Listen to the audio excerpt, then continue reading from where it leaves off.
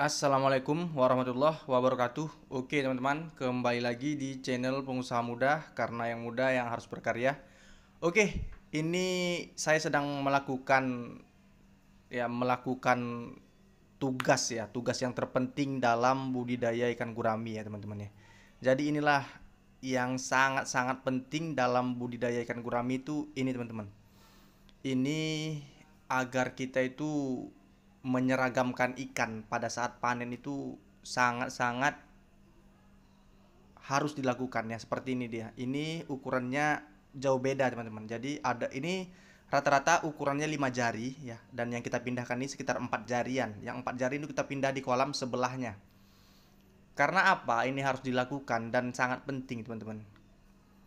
Agar kita agar kita pun nanti pada saat panen enak ya. Enaknya itu ikan kita bisa dijual semua langsung satu kolam tanpa ada lagi yang harus disortir ya. Jadi ini usia 5 bulan ini usia dimana ikan itu harus ragam ya, harus ragam karena pada saat makan pun dia tidak kalah dengan teman-temannya. Di sinilah dia letak pesat pembesarannya juga teman-teman. Jadi ini usia 5 bulan sudah ukuran 5 jari, dan 5 bulan lagi ke depan sudah bisa kita panen dengan estimasi sekilo 2 ekor, dan ada juga yang sampai 7 on 8 on untuk per ekornya ya teman-teman.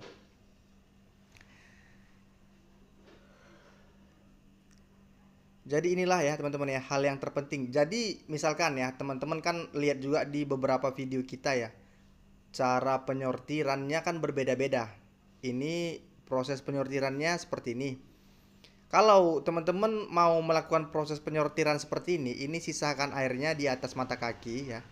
Cuma tipsnya agar ikan ini tidak keracunan amonia yang ada di dasar kolam, dihidupkan ya, dihidupkan air air air apa kita ya, air sumur bor kita masukkan ke kolam ini. Jadi agar kotoran ikan itu tetap, ini central drainnya tetap kita buka ya, tapi ini tetap kita isi air. Jadi sambil kita sortir air itu berjalan terus ya teman-teman ya. Jadi sambil digerojok lah istilahnya, agar amonia itu tidak begitu menyebar dan air itu tidak begitu keruh. Makanya ini ikannya masih terlihat ya, terlihat air pun tidak begitu kotor. Nah, jadi banyak pemula yang melakukan penyortiran itu asal-asalan ya. Memang dia melakukan penyortiran tapi nggak, ini ya, ini airnya saya hidupkan ya. Memang dia melakukan penyortiran tapi tidak dihidupkan airnya seperti ini. Kalau nggak dihidupkan air seperti ini, dijalankan ini airnya, ya dia bisa ter apa namanya? Bisa keracunan amonia. Nah, jadi pada saat habis disortir ikannya bisa mati massal gara-gara kita lakukan penyortiran ini. Jadi bisa jadi gagal ya. Jadi sebenarnya budidaya gurami ini nggak bisa asal-asalan juga ya teman-teman. Harus ada apanya dia, SOP-nya lah untuk melakukan penyortiran ya, untuk banyak lah dan lain sebagainya ya. Ada juga ya saya melakukan penyortiran itu dengan langsung saya tanggoin ya, langsung saya tanggoin, langsung saya pindah dan saya sortir. Seperti itulah sistemnya. Sebenarnya tergantung sikon ya, kondisi kita, kondisi kolam kita juga. Misalkan ini kolamnya sudah habis teman-teman, ini cara penyortiran penyortiran seperti ini, kondisi kolamnya nggak ada lagi. Jadi mau dipindah pun nggak bisa, mau dipindah ke kolam sebelah nggak bisa. Jadi memang harus dipilih aja ikannya sebagian, lalu ini diisi lagi dengan air baru. Ini proses penyortirannya untuk di karena nggak ada kolam lagi. Jadi tapi kalau kita udah ada kolam lagi di sebelahnya yang kosong ya, ada lagi kolam di sebelahnya yang kosong, itu langsung kita isi air bersih, langsung kita pindah total aja, langsung kita tangguh ini semua, pindah total ke sebelahnya. Itu untuk cara penyortiran kalau ada kolam lebih. Kebetulan kolam kita ini penuh semua, ada isi semua. Jadi tidak bisa kita lakukan sistem penyortiran yang memindahkan langsung secara secara semua. Jadi ini saya rasa bisa bermanfaat juga ya, bisa membantu buat teman-teman yang cuma memiliki 1 sampai 2 kolam dan ikannya terisi semua ya. Dan inilah solusinya cara melakukan penyortirannya. Jadi seperti itu. Jadi ini cuma kolam 3 kali 3 meter atau kolam diameter 3 ya teman-teman ya. Kolam terpal diameter 3. Ini kapasitasnya 650 ekor awal tebar benih kita. Jadi di sini saya melakukan penyortiran ini, saya ambil sekitar 150 ekor saya pindahkan.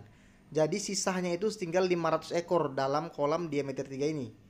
Gunanya apa kita kurangi sebanyak itu sampai 150 ekor? Agar pesat pembesarannya itu memang benar maksimal, ya itu yang kita harapkan, agar target panennya itu bisa tembus sampai 300 kilo dan sejauh-jauhnya 280 kiloan ya teman-teman. Nah, itulah yang mau kita kejar.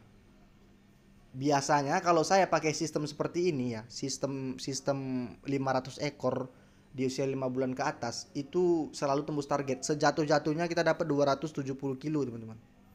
Untuk di satu kolam diameter 3 ini. Jadi cuma kolam kecil diameter 3 bisa menghasilkan bobot 270 kilo sampai 300 kilo.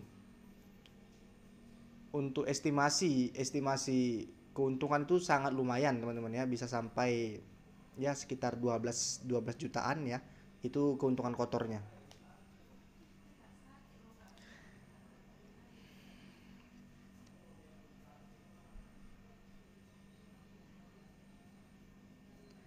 Jadi sangat-sangat mantap ya teman-teman ya budidaya gurame ini.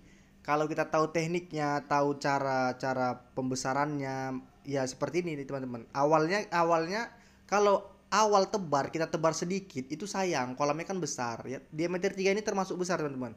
Kalau cuma kita tebar 500 ekor atau katakanlah 500 ekor kita tebar kan sayang. Ikan itu masih kecil kita tebar longgar kan sayang. Lebih bagus kita tebar padat di usia usia 0 sampai usia 5 bulan ya, itu kita tebar 650 ekor, lalu di usia 5 bulan ke atas itu baru kita lakukan penyortiran. Sisakanlah sedikit mungkin, misalkan 500 ekor ini. Kalau teman-teman takut ya sisakan 400 ekor kan gitu.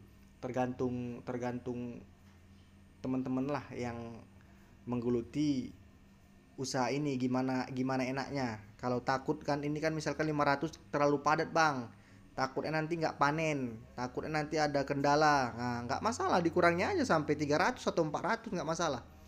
Yang penting kan memang harus bisa berhasil sampai panen, kan gitu konsepnya. Kita kan memang budidaya itu memang harus mau panen kan. Kebanyakan kan banyak yang gagal di tengah jalan ya, banyak yang gagal di usia 5 bulan ke atas tuh, banyak yang gagal mati massal, itu banyak sekali. Penyebabnya kadang tiba-tiba aja mati massal, nanti terserang penyakit massal. Jadi gurame ini kalau satu terserang penyakit ya, bintik-bintik merah itu rentan kali untuk ke semua kolam, ke semua ikan itu bisa langsung menyebar ya. Karena dia penyebaran penyakitnya itu bisa dari air tersebut dan bisa dari ikannya tersebut, karena memang ikan gurame ini sistemnya memang atau sifatnya itu memang pemalas ya teman-teman. Jadi apabila satu terserang itu semua ketularan, karena memang ikan ini modelnya sistemnya ikannya ngumpul. Udah dia malas berkumpul lah pula, udahlah selesai kena penyakit massal. Jadi seperti itu. Jadi mudah-mudahan di video ini bisa bermanfaat ya. Jadi cuma kolam 3 kali 3 meter atau kolam diameter 3 ini bisa kapasitas 650 ekor, dan di sini kita kurangi jadi 500 ekor. Ya inilah caranya ya agar bisa berhasil dalam budidaya gurame. Ya, pada saat 5 bulan ke atas ya. Itu harus kita lakukan penyortiran ya teman-teman, agar benar-benar bisa panen dengan hasil yang maksimal.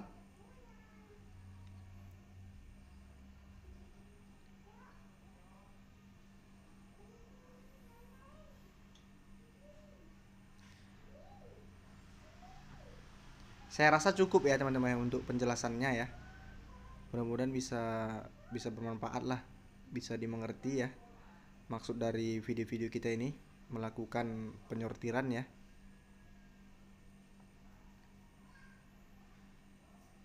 Oke, sampai sini dulu teman-teman. Assalamualaikum warahmatullahi wabarakatuh.